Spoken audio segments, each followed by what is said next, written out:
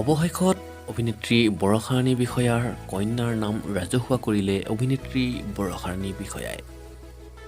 তেখেতৰ অনুৰাগীসকলে খুব হেঁপাহেৰে বাট চাই আছিল অভিনেত্ৰী বৰষা ৰাণী বিষয়াৰ কন্যাৰ নামটো শুনিবলৈ। মই বন্ধু বান্ধৱীসকল, ইতিমধ্যে তেখেতৰ অনুৰাগীসকললৈ আগবঢ়াই দিছে তেখেতৰ কণমানিজনীৰ নাম। কেনেকুৱা লাগিছে আপোনালোকে কমেণ্ট বক্সত জনাবলৈ নাপাহৰিব। যদি ভিডিঅ'টো চাই ভাল পায়, ভিডিঅ'টোত লাইক কৰি ভিডিঅ'টো খুব বেছি শ্বেয়াৰ কৰি দিব।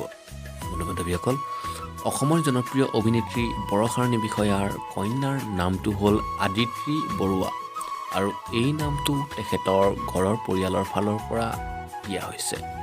বন্ধু বান্ধৱীসকল, আৰু এই নামকৰণ হোৱাৰ খবৰ ছ'চিয়েল মিডিয়াত অভিনেত্ৰী বৰষা ৰাণী বিষয়াই ৰাজহুৱা কৰিছে।